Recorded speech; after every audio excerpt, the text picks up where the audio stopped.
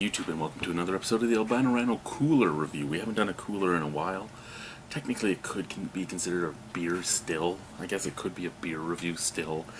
This is something that was sent to me by the French wizard Guy from Drinking in Canada, formerly Beer Guy Reviews himself. This is tradition and experience. Baron Artisanals hard root beer. So this is an alcoholic malt beverage at 5.9% alcohol by volume.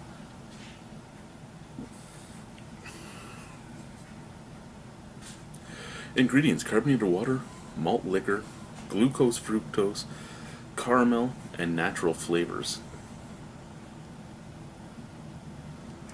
So yeah, I'm not sure how I'm going to feel about this. It sounds like it's just going to be very, very sweet. It doesn't talk about sassafras. It doesn't talk about botterick root, vanilla, licorice root, anything like that. So if anything, I'm going with like a Mugs root beer type of thing, not a real root beer like you would get from my good friends over at Nickelbrook, who make the best root beer I've ever had. But hard root beer's a big thing here.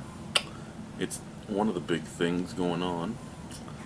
And I mean, you gotta try them. You never know what you're gonna get. It sounds like root beer, like, oh my god, that carbonation is huge. It didn't pour as much carbonation as I thought, but you could hear that sizzle. That sizzle reminded me of real root beer. The look, deep ruby red, yeah, it reminds me of the look too.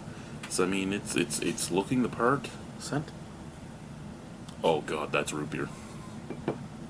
That's actually, off the smell, I think this is the closest stuff to, say Nickelbrooks. I don't think it is Nickelbrooks at all. It doesn't have that vanilla pop or anything like that right off the nose. Like it's in there, but it's not like hey, we used vanilla beans type of thing. It doesn't have that sweet yet harsh scent at the same time.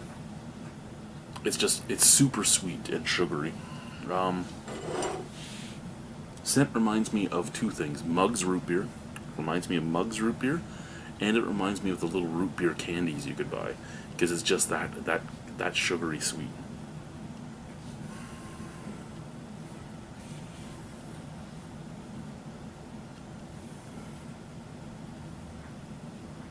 Yeah, it has just that like little root beer candy scent, just super sugary sweet, very, very sweet. A little bit of vanilla sweet, like candied sweetness. A little bit of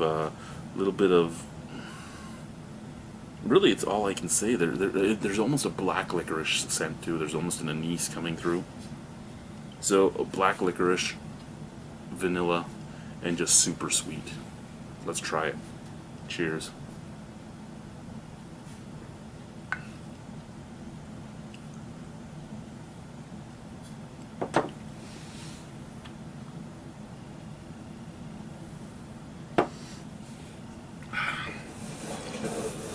This is, by far, one of the better hard root beers I've had. The carbonation is not as hot. It's not as high as other soda pops would be. It's not as high as regular root beer would be, like non-alcoholic root beer. Not as high, not as harsh. Syrupiness, about right. Just again, it feels thicker because it doesn't have that carbonation pop in it. But the syrupiness is about right. Sweetness is about right for a soda pop as well. I would say this tastes a lot like Mugs. Mugs you left out for a few hours, so most of the carbonation is gone, and it's just super creamy. Some vanilla, some anise, and sugar. Lots of sugar. Not bad. You would not know this is alcoholic. I cannot pick up a trace of alcohol in this.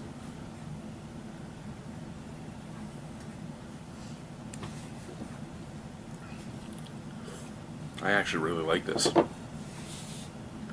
I would put this in front of Crazy Boots. I would put this in front of Boxer's root beer. I would put this in front of Mill Street's root beer.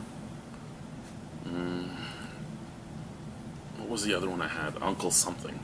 There was another one I had, Uncle, that was sent to me by Dan. Uncle, I can't even remember it, but I'd put this in front of that too.